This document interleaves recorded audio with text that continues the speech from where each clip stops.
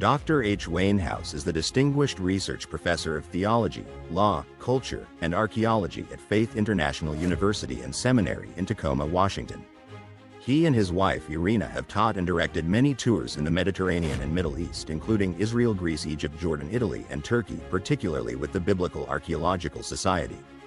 Dr. House has taught biblical and theological studies at several universities and seminaries during a teaching career of over 50 years and has written 150 articles and 50 books, including the Evangelical Dictionary of World Religions, The Jesus Who Never Lived, Exposing False Christs and Finding the Real Jesus, the Zondervan Handbook of Biblical Archaeology, Israel, the Land and the People, an Evangelical Affirmation of God's Promises, and editor of the Nelson NKJV Study Bible and Nelson New Illustrated Bible Commentary. Dr. House is the general editor of the Evangelical Exegetical Commentary Series, 44 volumes, with logos, Faith Life. It is the knowledge amassed from these experiences, along with the assistance of biblical scholars at a variety of universities and seminaries throughout the world, that provides the information contained in his latest project, the House Visual Study Bible Online. Thank you for joining Archaeology in the Lands of the Bible with Dr. H. Wainhouse. And greetings and salutations to all who are tuning in or have tuned in. And don't tune out, and especially those who are in the virtual studio here. That's right. So Dr. House is in the house. Yes. And I think we're ready to rock and roll here. Well, almost. I am ready, but I gotta get. I was planning other things tonight besides that. I'm sorry. You were doing what now? I'm not going to rock and roll tonight. I'm going to teach. You're not going to rock and roll. Well, see. How about just rock? There you go.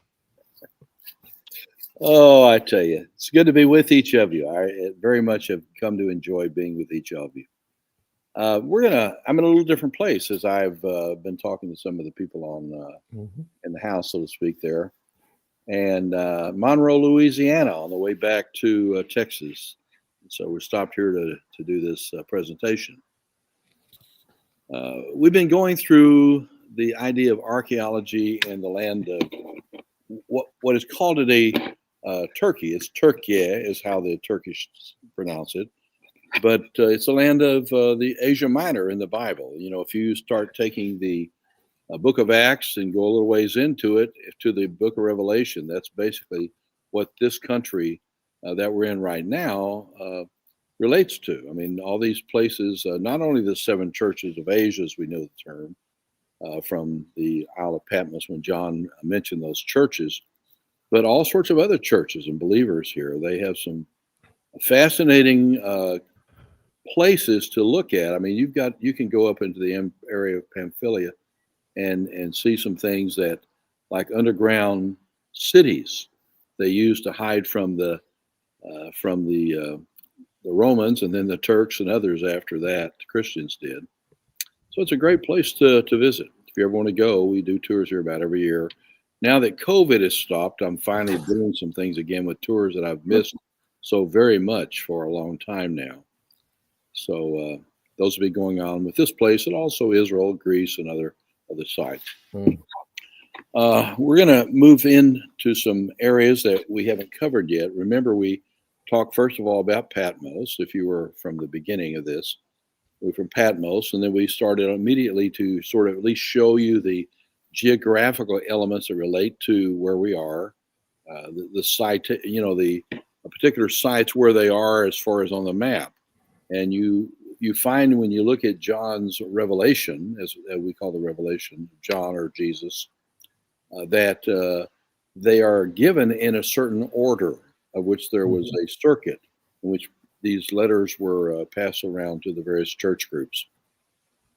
So we're sort of following that. We did spend some time with Ephesus, and now we're going to move on up into the area of what is called Pergamum. And Pergamum is a fairly interesting site. Some things are not as interesting as others. I used to do the tours when I did Turkey. I skipped Thyatira and Pamphylia totally. I don't mean Pamphylia. I meant Philadelphia is what I meant. Philadelphia totally. And I found that people said, listen, I didn't get to go to all the 7 churches. I said, there's nothing there to talk about much. And they said, but I want to be able to say I visited the 7 churches. I said, we'll take the miles and hours and do it. Yeah. So now they can at least make that claim. I'm in a certain building here right now. You can see behind me Caesarea Maritima, which is on a gigantic screen about the size of the one that you would have if you went to movie theater. It's big. And so that's on behind. And plus, there's all sorts of biblical artifacts around me here. These aren't all originals, you realize. They are good copies, replicas, that are used for teaching at this place that I'm right now, done by a very fine gentleman. And so we're going to go ahead and move on in the place and move up from Ephesus. We went to Smyrna, and I wish I could tell you there was a lot more at Smyrna to go to, but there are some interesting points, but it relates more to the inscriptions they found below and some of the structures of how the place was built. But there's not a whole lot here, even though some interesting history. This is where Polycarp lost his life. He was martyred here, Right. Many years ago. But we pretty well finished that. I actually spent some time with the archaeologist who did this work. We actually went below and started translating some inscriptions on the walls, and spent some time doing that. It was a lot of fun, but that sort of all stopped here. So we're going to go and move up north a little bit more and go to a place called Pergamum. And John speaks of Pergamum in the Revelation. He mentions the fact that if you look at this map here, I can't remember. If I move this marker, can they see this? You see this? Yes, we can all see it. You can see it. Good. I forgot if this actually worked that way. So we went to Smyrna from Ephesus. By the way, right below Ephesus is a modern day name, which is called Kusadashi. And so that's here.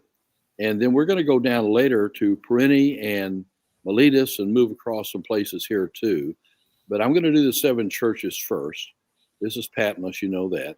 So this is Izmir, and today that's called Izmir. This is actually the place of Smyrna. And so we're going to move right on up here to this right now and look at several things in a place called Pergamum. If you'll notice to the left, there's something called Lesbos. That bring any ideas to your head? No, unfortunately, yes.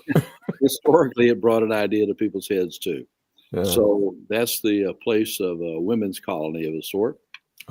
And that's Pergamum. Then we're going to move across to Thyatira tonight. There's not a lot to tell you there, but I can show you what's there. And then we will be moving down then from there to the place called Sardis, which there are some interesting things. And gradually we will move to Philadelphia and then over here. I'm not sure how far we'll get on all that, but that's the angle we're going to Philadelphia, which has very little, as does Thyatira, very little. But then we get to these areas and it gets really interesting, particularly now that they're doing excavation at Colossae. I've been telling her for 20 years going to this place. I said, when are you going to do excavation at Colossae? And finally they're doing it. So I'm really happy about that. So we're going to move up to Pergamum first then. So if that slide will produce, yeah, I guess it's okay to look at that. Hey, let's take a look at this. Is the order again that we're looking at. We've done Smyrna. We're going to go to Pergamum, Thyatira, Sardis, Philadelphia, and Laodicea. And after that, I'm going to take you to other places that are not part of the 7 churches, but have some phenomenal archaeology at them. So let's just go on then to talk about Pergamum itself. Now, what are these trees? What's interesting about the trees? Virtually nothing. You couldn't even make up a fun story about them? No, I can. I actually have done that. I did a Biblical Archaeological Society. I got them up to Hierapolis that we're going to look at. Maybe I should wait till I get there to tell you the story. But I made up a story when they asked me about something there, and I made it up and told a lengthy story, and they were just salivating, and they were just looking at it. They thought I was talking about the truth. Oh, I finally admitted to them I was lying the whole time. So we could talk about the trees if you're really into trees, but let me tell you what this is. If you look real carefully at these trees, you notice if you moved them out of the way, you got a big hump, and you have some stairs in front of it. Right. And that tells you automatically, if you're a very brilliant archaeologist, you can tell that there was something there once that had interest archaeologically. So stairs give it away every time. I think so. I'm feeling gilly tonight. I think it's being here. I think it's being sick and being here in Monroe, Louisiana. But whatever. Must be the soup. I don't know. Something's wrong. I don't know. Okay. Anyway, so that if you remove the trees out of the way, there's something important. If you read in John's gospel, he talks about something about the church at Pergamum. And one thing he says, what's interesting, he says, you are the place that Satan's throne is. Mm-hmm. Now, I don't have the translation in front of you, but essentially that's it. This is where the throne of Satan was, as it were. And you think, what does that mean? Well, it's viewed that probably this is referring to the altar of Zeus, the chief deity, and the worship of the pagans. And so I don't know of anything else, at least in my reading. I'm always willing to be corrected. If you know something I don't know, and I've learned in life that I don't know everything. Mm-hmm. Some people haven't come to that yet. But well, they're not married. That's the that's part of it, yeah. I tell you what. But anyway, the point of it is there are the evidence is fairly plain, I think, that the throne there is talking about the Zeus, the god of the Greeks, that was being worshipped there. And so we're going to talk about that because I actually had a chance to go and spend some time and climb it and everything. And I'm not going to go into this much now, except to tell you this. This particular location actually used to fit on that mound at Pergamum. And a man who was doing work at the time got to know one of the leaders of the Muslims at that point, and he was a businessman from the area of Berlin, and he asked if he could take a few artifacts back home. And he got permission to do so, so he dismantled the altar of Zeus and took it back to Berlin. I don't think the guy who gave him permission probably intended that. No. To lose the entire altar of Zeus and some other things too at Pergamum. But he went back, and you can go now to Berlin. There are 3 basic museums. The one I'm looking at right here, this is in a museum called, believe it or not, can anybody guess what the name of this museum is called? The Pergamum Museum. The Pergamum Museum. Oh, really sharp people in this group. Boy, so we don't miss a thing. The Pergamum Museum. There are 2 other museums there. One is called the Noahs, the other is called Altus. Okay. And these are dealing with different periods, obviously, of biblical history. You can see those all in Berlin if you want to go there and look at it. I took a special trip back here one time because I bought me a camera lens that could actually take the whole thing in. Because I tried everything I could to get a good picture. And they're all from different little angles. And I thought I'd like to just get it. And so I spent a lot of money on a wide angle kind of lens that did a good job. Yeah. But this is the thing that was dismantled and taken back, and now it's here whole. I don't think they're giving this back to. I doubt it. But it's a great. Now on the walls are also some other things you can look at. It has there's not a lot of distance between where I'm standing there and actually the altar itself. If you were to be standing with me there, you'd have barely a little room in the back of you to get behind me. It was that close in. And that doesn't give you much angle if you don't have a wide angle lens. Okay, well that's enough about that. I want to go back to the other slide. Go backwards. Okay, so what you're looking at here then is the lower area of Pergamum. Now, if you go to Pergamum today, as I'm going to be in a few weeks, for those of you, anybody still want to go to Turkey with me? I still have a few places left on this the trip if you want to go. But this is a lower area looking from upper where the other temples and so forth are. And if you look to the left, in modern day Pergamum, what they've done is they've actually put in an elevator so people don't have to climb the mountain. That's smart. You can get on an elevator; it takes you right up there. For those you might be concerned about that, Nice. they're very, they're concerned with having that. If you look at, you can see a large community in this area, different from what you find in the site itself. Mhm. But you also have several altars here, some to different emperors. You have a wonderful theater here we're going to look at. You also have another temple that most people don't know about that relates to Dionysus, if you know who that is. If not, we'll talk about it. He was very important also down at Corinth, that deity, and we'll discuss some things about him. Okay, now go ahead and move on up a couple. Now, what you have here is a temple to Trajan, and all these temples are in disrepair. You realize that over centuries, most things like this don't stay up too long, and what you have to do sometimes is reconstruct them and sort of put them up again and make them so that they'll be available to be looked at. So many of these things actually were on the ground. Very few things last, and notice how narrow they are in comparison, and over time they lose that.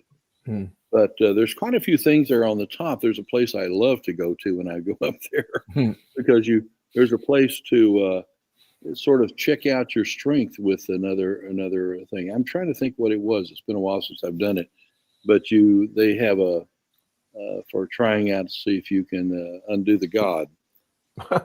but I try my best. So this right here is on the top of the mountain, and as you walk up from the place of the temple of Zeus, or I should say the altar of Zeus. Now go again. Let's move on.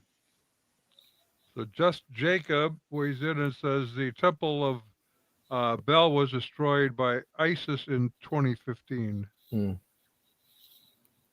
temple of Bel was destroyed by ISIS in 2015. That's 2015. Right, that would be Muslims. Yeah, they did a lot of damage back in the. Oh, you talk no, but you're talking about over in Asia Minor area. You're talking about That's Middle East, I think. Yeah. Okay. I'm trying to think. Just a second. I'm trying to think of the place. I can't think of it.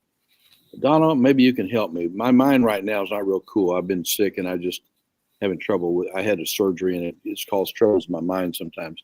But over there, you had an entire. Yes, you did have a temple to Baal. Palmyra. Yeah, there. Yes, right. Very good. Thank you. That's exactly. Palmyra. And I have tons of photos from there too. Some really nice ones. Maybe sometime we can look at that area too. Sure. That's when you had ISIS and all the other people that were kind people that came through and expressed their viewpoints. But,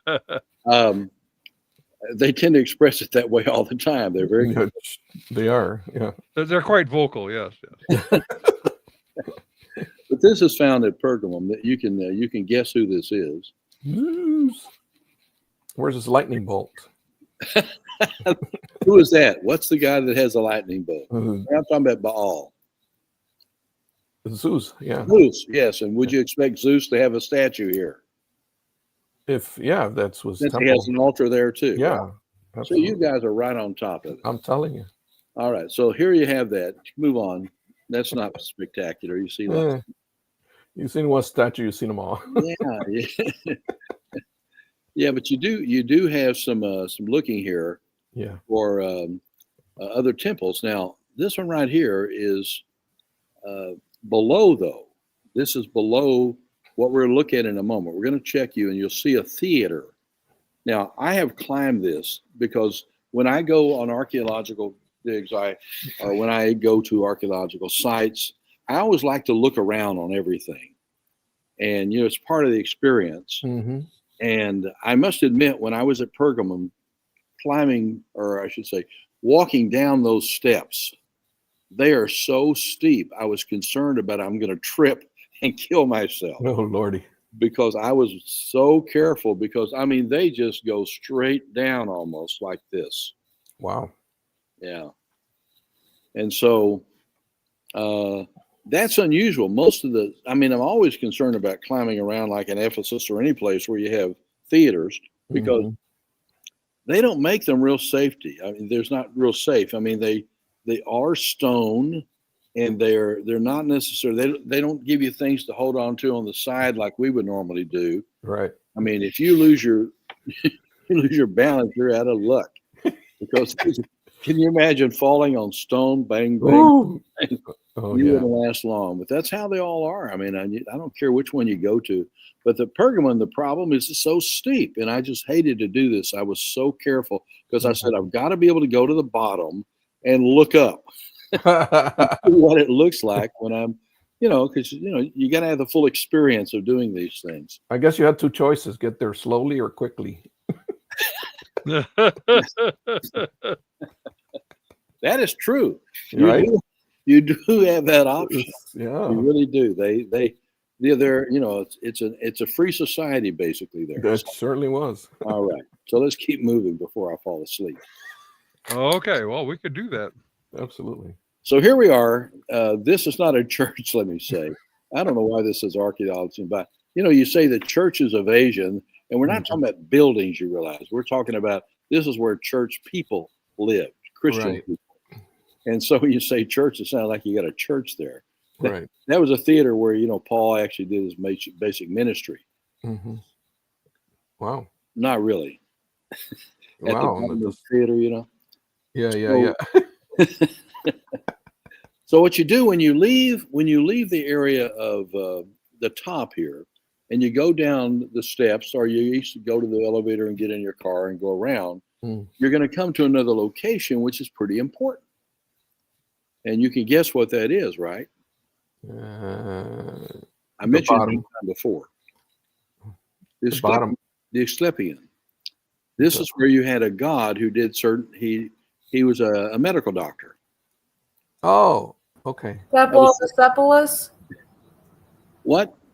Was it the Temple of Asclepius? Yeah, this is where down there, the Asclepius, yes, he actually is a god of healing. I joke about the other. But yes, this Asclepius is down there. Oh. Asclepius is the god. Now remember something very important.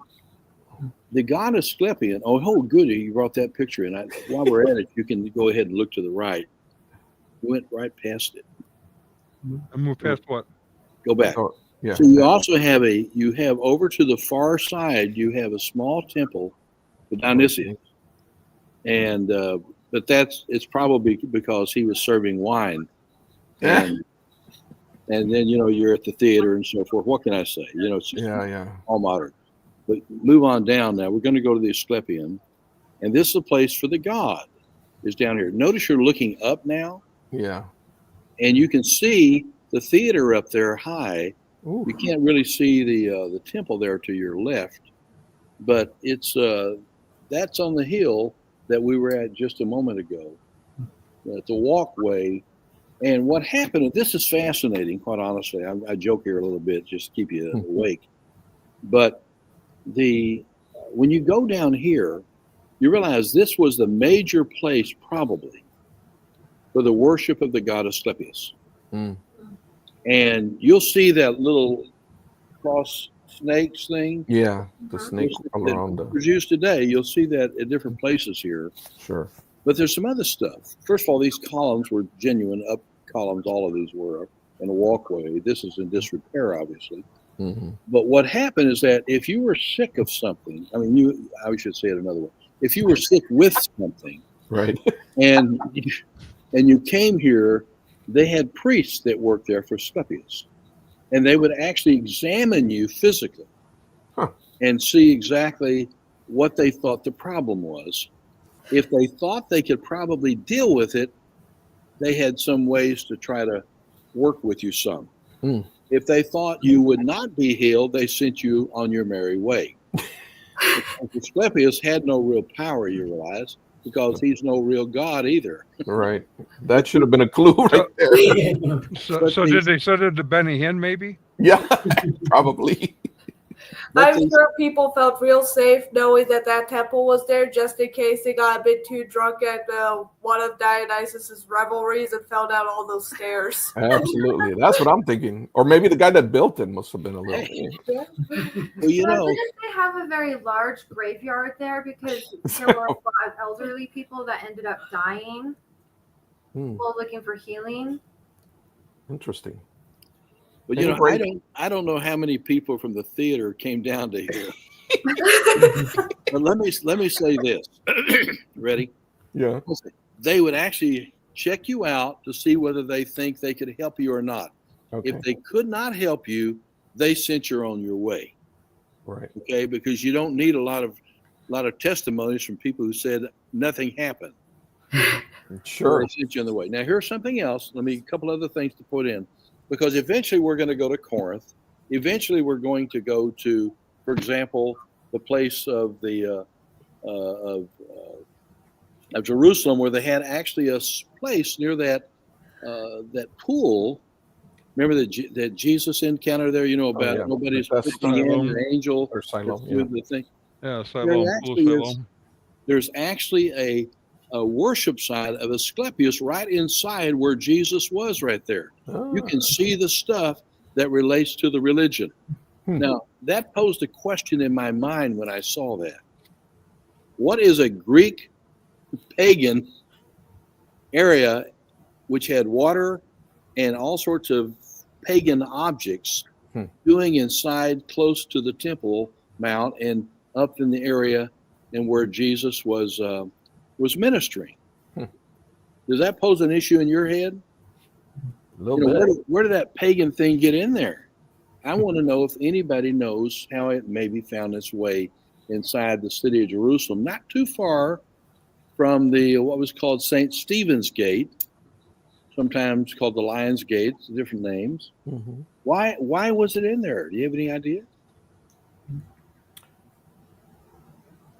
Well, I mean, the Jews weren't always very faithful, so that's one thing. Well, tell me something about the history of Jerusalem that would give rise to that. It fell into various different hands. Was it before Rome or after? Before Rome, obviously, it was the Greek. The Greeks took it over. Okay, good. And who was the Greek who came through there with an army at one time? Anybody know? Alexander the Great. And where was he on the way to? To he wanted to go to, what is it? Egypt. To Egypt or India or something. He was on his way to Egypt. Remember, the Jews did not actually fight with Alexander. They only had one location right off the coast of Israel where there was a group of people that wanted to keep from being taken by Alexander. And he built a causeway all the way out to the place and took them anyway. Oh, yeah. He wasn't going to be denied what he was trying to get. Sure. But he did not have to fight the Jewish people coming through. And then he went to Egypt. Now, after he died later on, he had 4 generals. Right. 2 of them went to the area of what we would think of as Greco-Roman area. And the other 2, one was in Egypt, and the other was in was it in Turkey? Was the area of Syria and also what we call Israel. Okay. And so what were they doing during this time? They were actually, I don't know if it was deliberate in the sense, I know later on it became that. And then that's why there was a rebellion with Judas Maccabeus and so forth. But during a certain period of time there, they were largely, the Jewish boys were stopping, they were being circumcised. They were doing their athletics in the nude, just all these kinds of things the Greeks were doing. They were adopting Greek policies for some time in Israel. And finally later, when you have one of the generals takes over, then you have a real problem because he was wanting to even do sacrifice in the temple area. Right. So you know these stories about, so it doesn't surprise me that Greek influence introduced that particular thing into Israel, and it was never removed. Because who came over later? Romans. See, so they wouldn't have actually dismantled that either. these are things that sort of you had to try to put the pieces together. Why is a pagan site inside the area where you had Jesus and even the temple just very close? It must have been pretty common to see those things kind of all around. Yeah. So, I mean, so you have this whole thing about this, people believing that there's some kind of magical thing going in the water, and Jesus basically, he just told him to. He said, "Nobody will help me get in the water." Jesus said, "Get up and walk." That's all you gotta do. And he didn't need the water to heal him. Exactly. But you put these stories together, they're sort of interesting. Yeah. Well, I want to go back now. What I like about that is that it isn't that there was some Jewish teaching that an angel comes down and stirs the waters. This really goes back to when the Greeks were there, and it's just been carrying on all since then.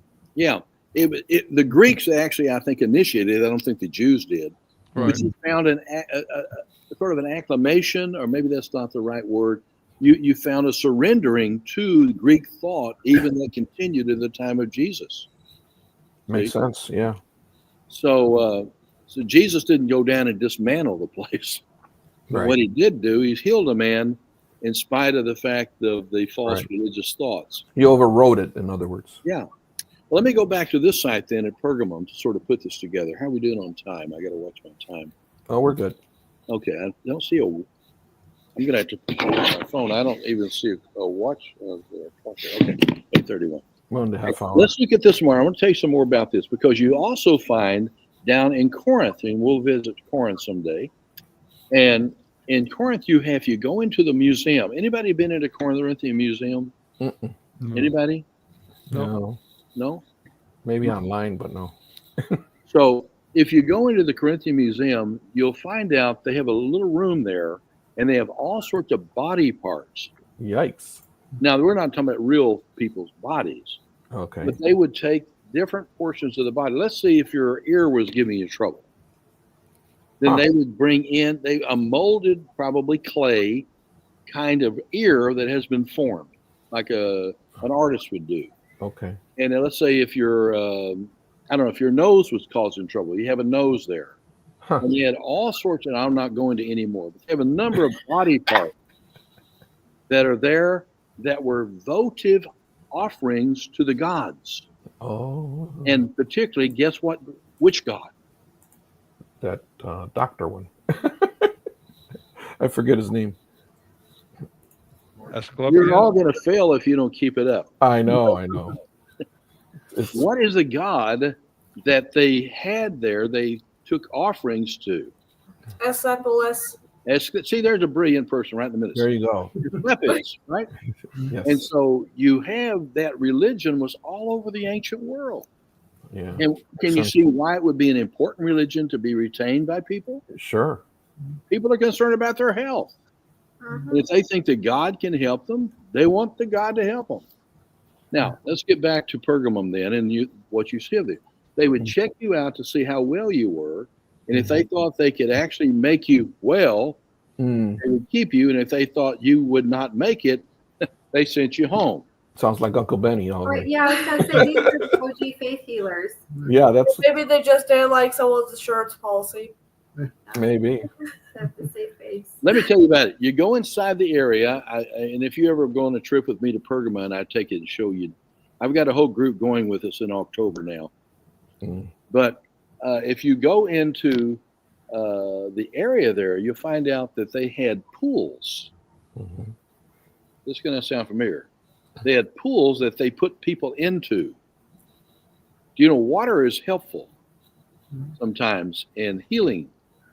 And so they would put people into pools and work all sorts of kinds of things that they've created they think will help people as far as medicines and salves and things of that sort.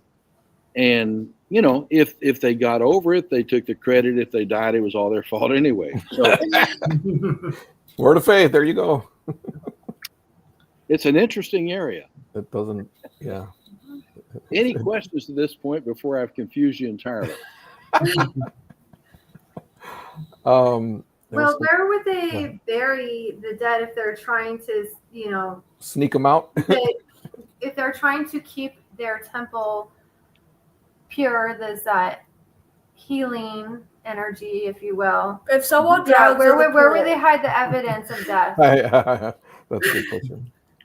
Yeah, but they were pretty smooth at this. And you know what? People who want to be helped and feel danger for themselves, they will go to any length sometimes to. They do that today. Oh yeah. Any length that time to try to find anything that will help. Mm-hmm.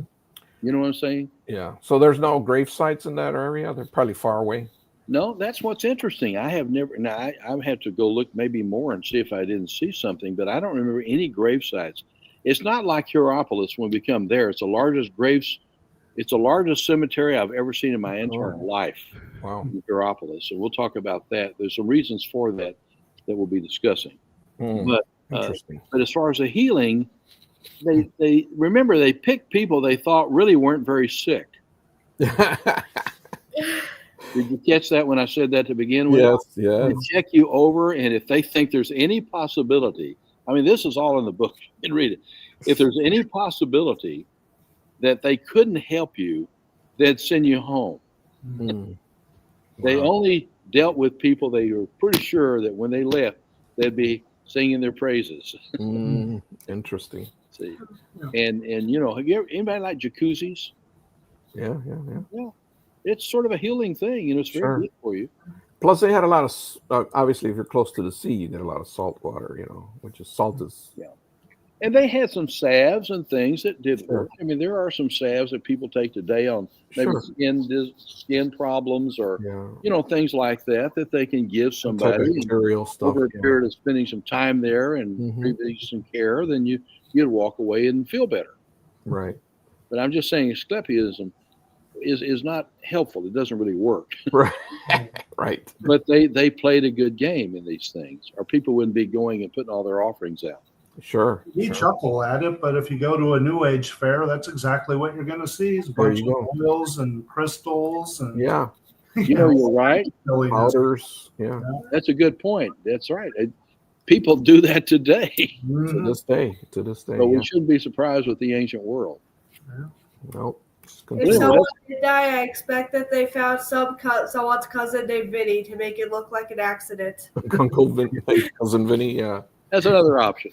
That's right. Well, let's keep moving. Let's go. I've been moving the whole time you've been talking. Move it to the next one. We've already finished this. Okay. Ding. Okay, now the Thyatira church is a corrupt church. And there are churches like that today, believe it or not, but we will not be calling names. Oh, you're kidding. But the fact is that John, in talking about the churches, you notice that some churches that he discusses in the 7 church settings in these cities, some churches had bad, some had good, some had mixtures. And that's probably true just about everywhere. You have those kind of problems. Anybody remember anything in the Bible about Jezebel? Yeah. Oh, yeah. What was her problem? Quite a few. No, I'm really serious with you. If you look in the Old Testament and you study Jezebel, she was mean. What was her problem? She was a narcissist. Huh? She was a narcissist. Definitely. She was like a super Karen. Well, notice, I think John is probably saying a little more than we have in the Old Testament about Jezebel. But there were things about her, as she was certainly not a moral person. Right. She was also very much into deities of various sorts. Yes. She did not like God's prophets. You notice. One in particular she did not like. Right. Anybody know what her husband's name was? Ahab. Ahab. You're right. Yeah. And remember the whole story of Elijah on top of the Mount Carmel. Anybody been to Mount Carmel? Raise your hand. See, you need to go to Israel. You need to go to Israel too. But Mount Carmel is one of my favorite places. Oh, it really is. It's such a great view there, and the story is wonderful about Elijah. And can you imagine having a great victory, then sort of going away and saying, "Well, it's all over." Yeah.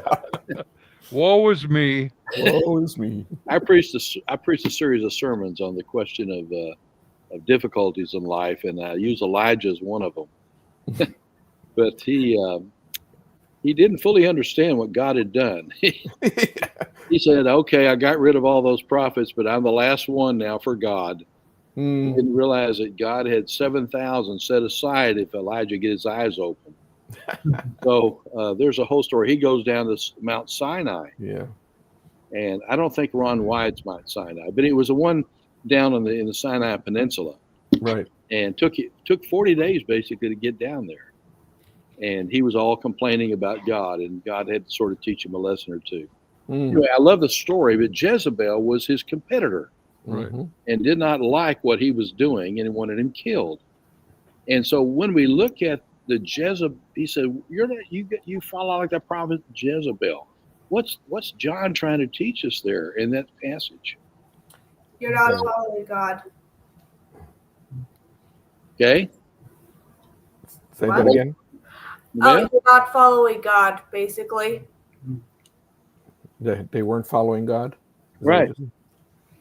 Jezebel, did Jezebel believe in the God of Israel at all? No. She was mean. It doesn't appear so, no. She hated verbally or action-wise, it was not. You had two big gods in Canaanite. Anybody studied Ugaritic? Baal and well, I had to, so I had to learn all these funny-looking things. Oh God! And we read the stories of Baal, and you had Asherah. These were two god and goddesses. Baal was a god of the thunder, the rain, the crops. Yeah, fertility. He was a god who brought fertility to the land. That's Baal. Sometimes pronounced Baal, but it's actually Baal. And then you have Asherah was his consort, his girlfriend. And so Jezebel followed that deity and what they did, and she was very much against God's prophets because they tried to close down that pagan thinking. And she had some killed. Is it, Donald, you can tell me, or you don't have to if you don't. I don't want to put you on the spot, but I'm trying to think who's the prophet that was actually bringing trying to save the lives of some of the prophets that Jezebel was it Obadiah? I'm trying to think. It was a well-known guy, but he would try to help her because he was actually working within the palace, and I can't remember who it was now. It's sort of in my mind, but there's somebody helping. But they were after killing every prophet of God, and they hated Elijah with a passion. and so she met her. What happened to her at the end? Anybody know? Yeah, she fell out of the window. She got eaten by dogs. She went splat on the bottom. I don't think she was. I don't think she tripped. No, she fell off. They got rid of her at the end. Yeah. She discovered she was a real pushover.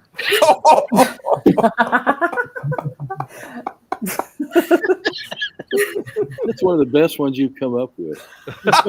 He's one of the best. But anyway, so this is the story of Jezebel. So what I'm saying, and go back to the Revelation, there's this woman called. He says, "You're like Jezebel. You're following the line of Jezebel." Where's my? There it is. Oh, there it is. See it there?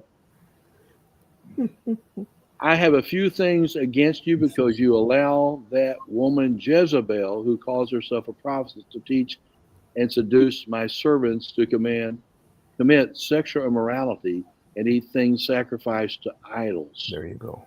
Now, is he talking about the actual woman Jezebel in the Old Testament? No. But he is talking about a person probably that has that kind of attitude and persona. Joyce Meyer? I don't even know if there was this woman called Jezebel. The point of possible, because I think what he's saying is that you act like the Jezebel of the Old Testament. And so you look at all the bad traits of that woman, and there's somebody in your midst that you're following like that person. Yes. Do you understand what I'm saying? The caffeinated Colorado crew wins the prize on this one. Obadiah hit 100 prophets. And then he hit him by 50s. Oh, good. Thank you. 100 prophets. It's Obadiah. Okay, I'll hit it. Yeah, it is. So they are correct. When you read these statements of the corrupt churches and all these other kind of things, oftentimes John uses imagery from the Old Testament. Do you understand that? Sure. Makes sense. You have a Jezebel among you doesn't mean her name was necessarily Jezebel. Right. Maybe it was. I mean, I can't say. But that's what you find when you read the interaction. The Book of Revelation. Probably, and I don't know, somebody can call me up on this and say you're wrong. I read about it differently, but I think the Book of Revelation has more references to the Old Testament than any other New Testament book. I think that's correct, but I may be wrong. But in this situation right here, they tend to pick out persons that had a certain lifestyle or things they've done that is acting similar inside the Christian congregations, and he's actually telling them they need to repent of their attitudes. Right. And so I think that's what we're encountering here. I've given you the First Kings to look at here. This is First Kings. Helps you a little bit. Okay, that's so Thyatira didn't do that well. And not. So what is it? He says, he who has an ear, let him hear what the Spirit says to the churches. In other words, he's saying, God's got something to tell you, and you better learn the lesson. Or what happens? You bite the bullet, too. No, there's something that John always talks about. If you don't follow this, what happens to you? Oh, in the Revelations, you would be removed, your lamppost, Yeah, going to take that lamp and put it out. Right. And he doesn't say that to everybody. No. So if you have a corrupt church, then God says, I'm just going to put you under discipline. And I think that's what, by the way, I think it's what happens today sometimes. Some churches think they're doing really great and they're doing quite wrong. Absolutely. I won't even mention names on the. No, there are some that are very obvious. Very obvious. Very, very. But I'm not going to get into that here. So this is basically what you have at Thyatira. That is, seriously, what you're looking at right now is about all we know left over from this place that that happened in the city of Thyatira. Wow. Remember what God said? He says, you're corrupt. I'm pretty well going to punish you and be done with you, is about where we're at here. And this is, Thyatira is not like Smyrna even, that has stuff still left over, and Pergamum. So that's something significant about this. Let's keep moving. That's just another view. And another. See, this is just a bunch of stones, yeah. Yeah, not much there. Now, the dead church could be different from the corrupt church. Can you see that or not? That I know well, that definitely calls them dead. Yeah, but I'm saying, is there a difference between being a dead church and a corrupt church? Oh, I see. Well, yeah, I suppose. You don't find any mention here about harlots or Jezebels or those kind of people. You ever been around a church that just looked like it's all dead? Yes. Well, that's what we're talking about here. To the angel of the church in Sardis. Now, Sardis is an interesting area. We're going to be looking at some stuff at Sardis because there's several interesting archaeological things at Sardis.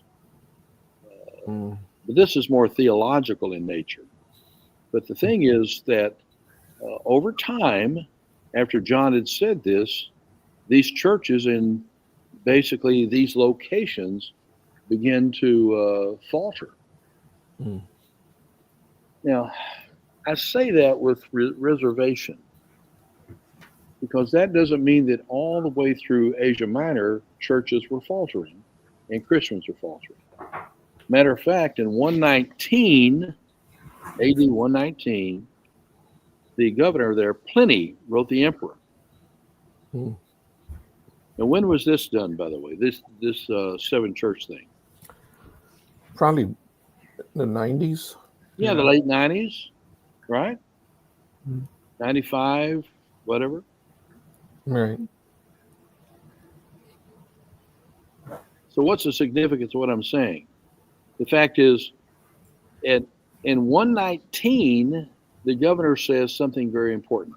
He writes to the emperor and he says, we've got a problem. There's this religious superstition growing like crazy in Asia Minor. And we've got to do something about it. What do we do? Because the temples are being forsaken. Does that sound like it when you read about the dead church? You see the incongruity I'm trying to deal with here? By the way, I'm not just teaching archaeology. I'm trying to teach you about theology and Bible. There you go. You need to understand that something's going on here. Yeah. The dead church and the corrupt church, and Pliny in 119, which is not that far from this time, a couple of decades. All of a sudden, Christianity is growing like a flower. Right. It's expanding so much that there's people are forsaking the temples. Right. So what's going on? Well, Christianity was taking foothold. It has, but More. Based on the dead church and corrupt church, And some places were not. Some places are not. So that's true in America. There are probably Yeah. churches that are thriving for the Lord, and others are dead or corrupt. Right. And I'm wondering if, just kind of out of curiosity, I'm not sure if this is something that we can all answer.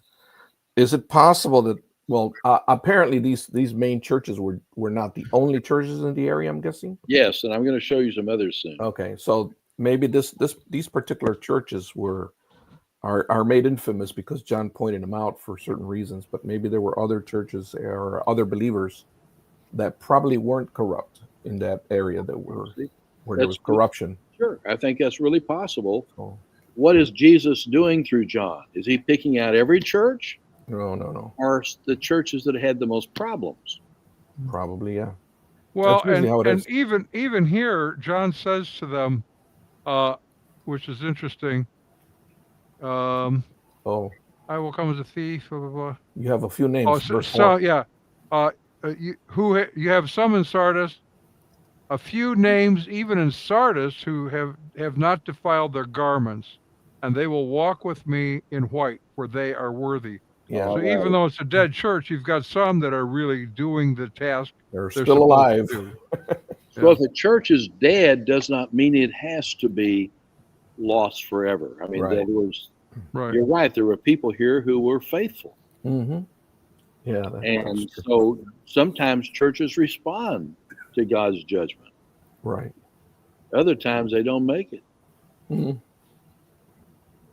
You're going to love, I really like Sardis as a place. You'll see in a moment. But I think that's the issue. You do have changes that take place over time. Sure.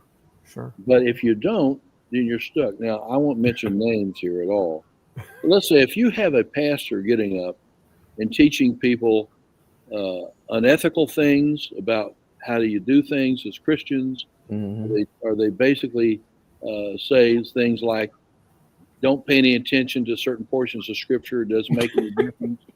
I'm not saying who says that. But no, of course. Or like we need to disconnect from the Old Testament. Yeah, people say all sorts of things, strange things. I published a book for Walt Kaiser. Anybody know who Walt Kaiser is? Yes, I do. Yeah, absolutely. And he came. One of the books he did 4 with me that about a year ago, and one was called "The Old Testament Really Matters," and I put a subtitle to it saying, "Encouraging Christians to read the Bible of Jesus and the early church," because that's the Bible they used.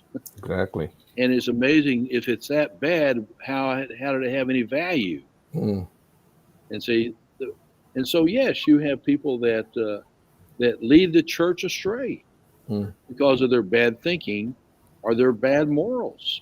Their church is pushing the idea of homosexuality, abortion, Yeah. You change your gender as many times as you need. You know, it's all sorts of strange things that even the church today has problems with. Yep. That's true.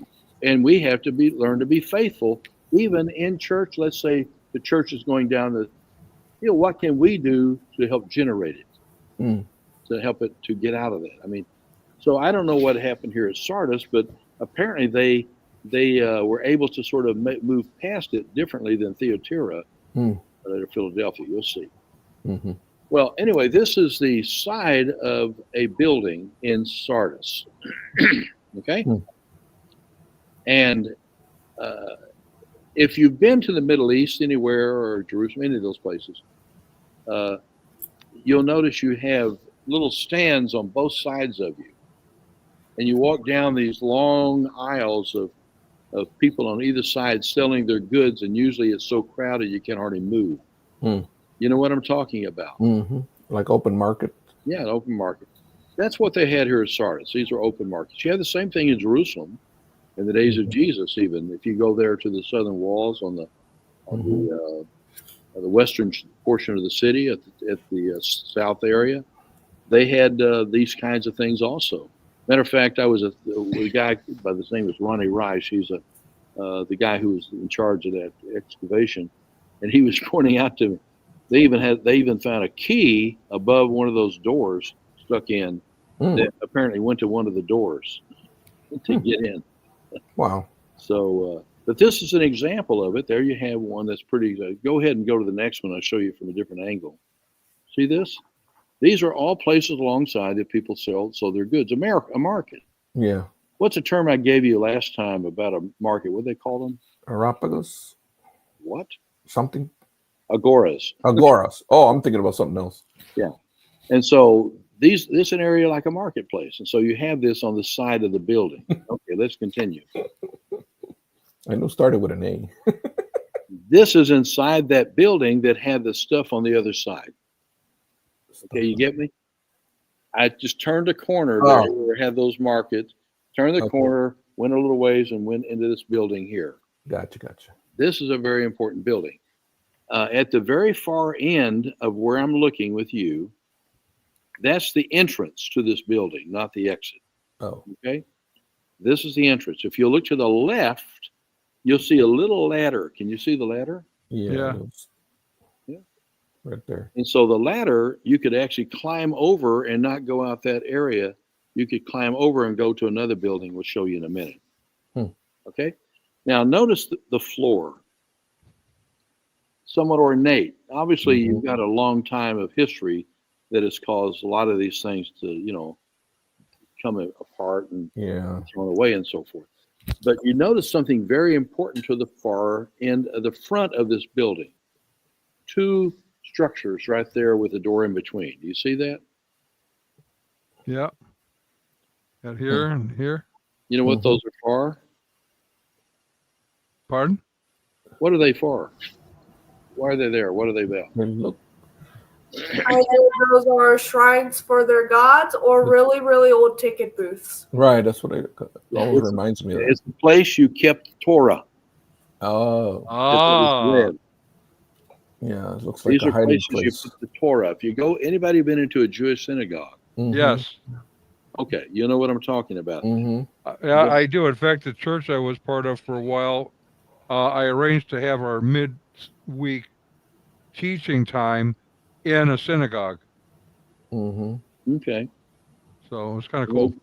And Jesus, for example, when he was at Nazareth, remember they took the scroll and it's sort of like some practice, especially like in churches like Lutheran, maybe Episcopalian, where you have sort of a daily, well, I shouldn't say, a Sunday reading of passages that follows every year. You keep going through it.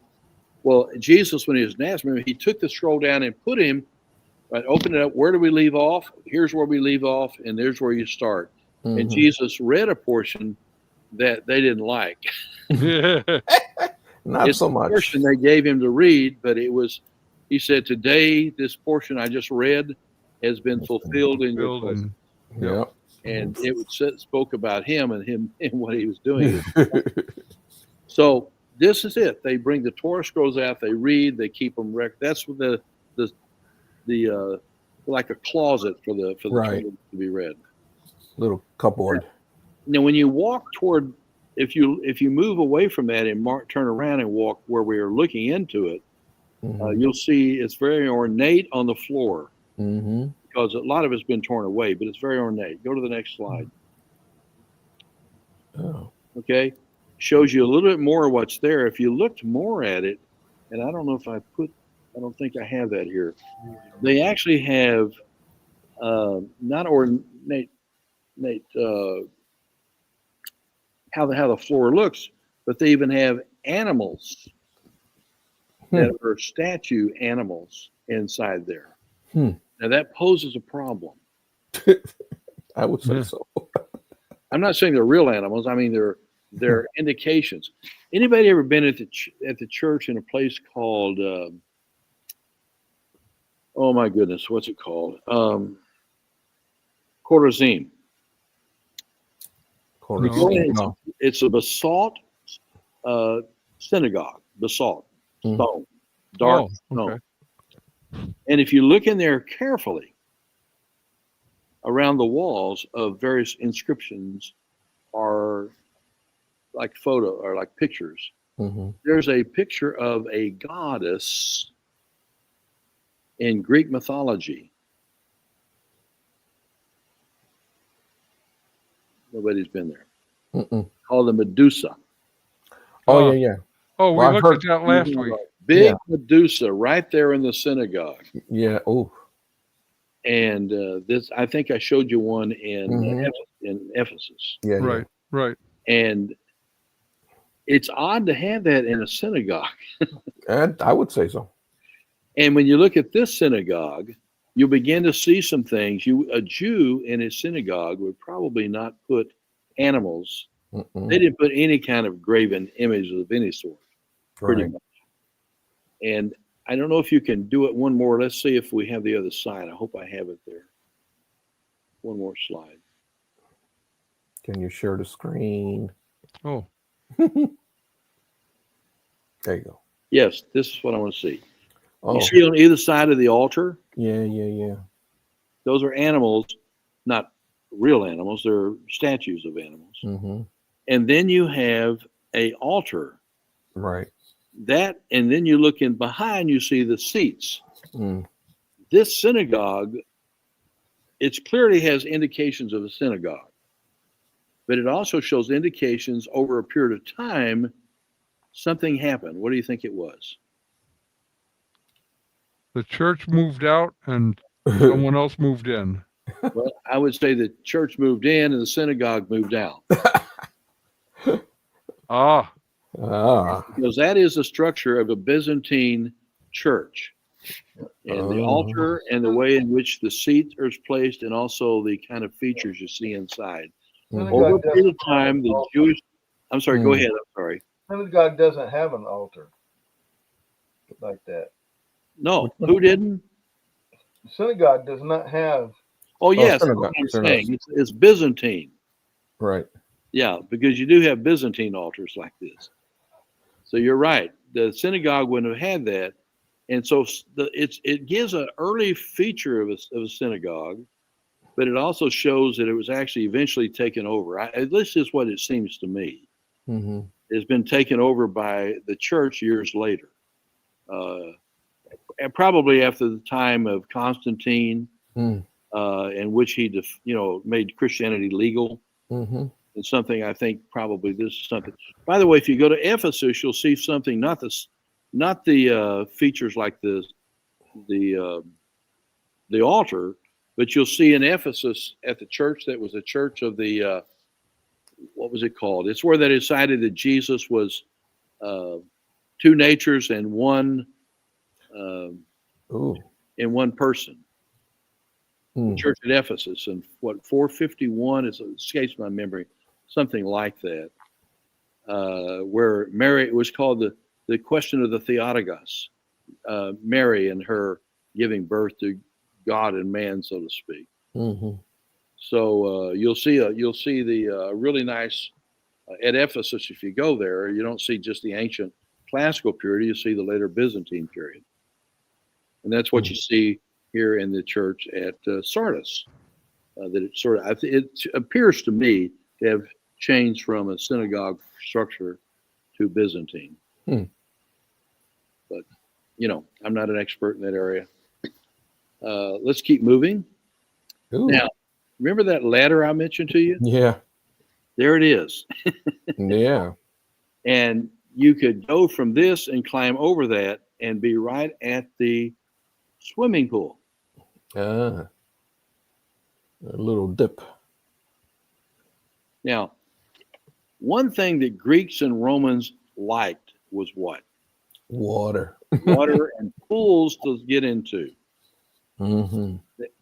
Everywhere you go, everywhere you go in Asia Minor here, you're going to see in every place, Laodicea, you're going to see also in Corinth, you're going to see all these places. They had places for people to go during the day and to relax in the pools. And that's very, very common. And this is an example, but notice what care it's not just like going to the YMCA and they got a pool out there for you. I mean, this is a very well done building and structure. And it houses largely one thing. So keep moving.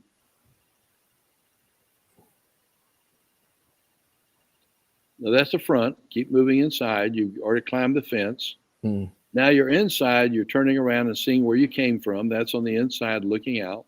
Okay. Well, hold it. I take it back. That's the outside looking in. Now that's the inside looking out. So or maybe it's just the opposite. Could be. I know there's two sides to it. I've been there, but that doesn't look right either. There, I know that's the inside. There's the pool, and there's the place the water went. See that? Yeah, all the way down. You step down into the pool. They would get in there and relax. Two things you'll always see in Greek and Roman cities: places of entertainment, theaters. Right. And by the way, who did the famous movie stars in the days of the Greeks and Romans? What were they? Gladiators? No. Movie star is not the right word, but I was going to say. I'll put actors, famous actors in the ancient world. They were the slaves.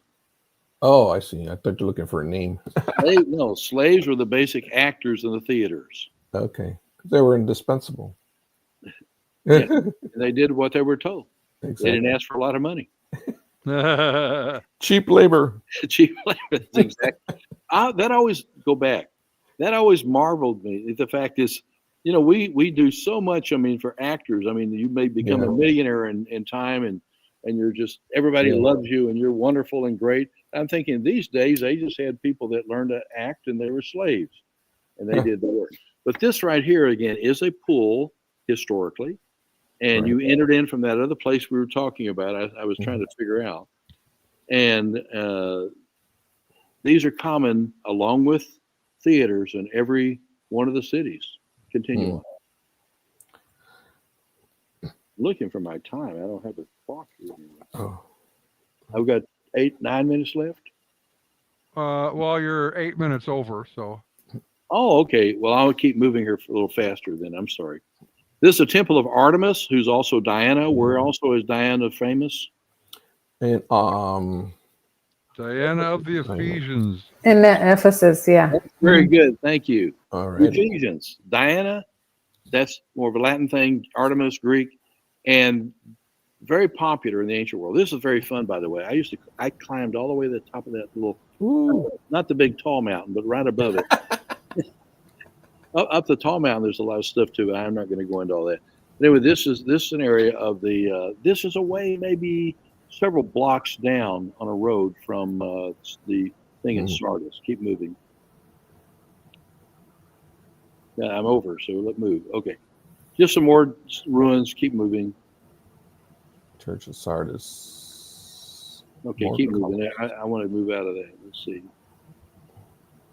It gives you some looks at how everywhere you go, you have ruins like this. Some things preserved. Keep going. I mean, this is a couple thousand years ago. Sure. Next. Go on. Go on. Okay.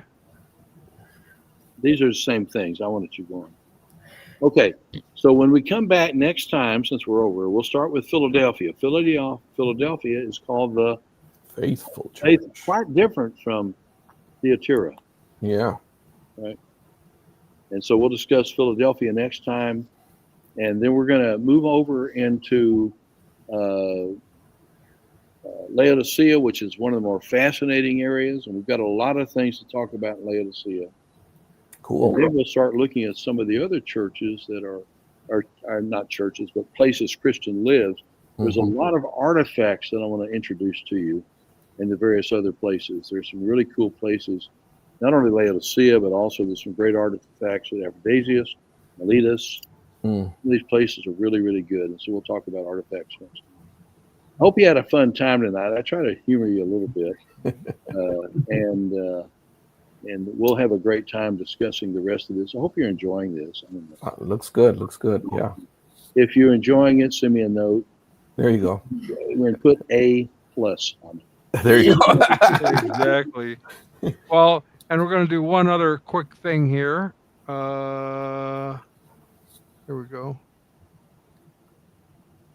Because we want to make sure that people realize that indeed you have a website, which looks like that. And it's at hwhouse.com. Correct. Where you can find more stuff, including the tours. There you go. And I have even videos, entire courses on theology and New Testament and any number of other topics that you can watch if you hermeneutics. Yeah. Herman who? Herman who? That means biblical interpretation. And so, and a lot of archaeology things. Okay. Oh, nice. It's good to have you. Thank you. Appreciate it. Thank you. Thank you. God bless you all. All right. Adios. We will Adios, be back next amigos. And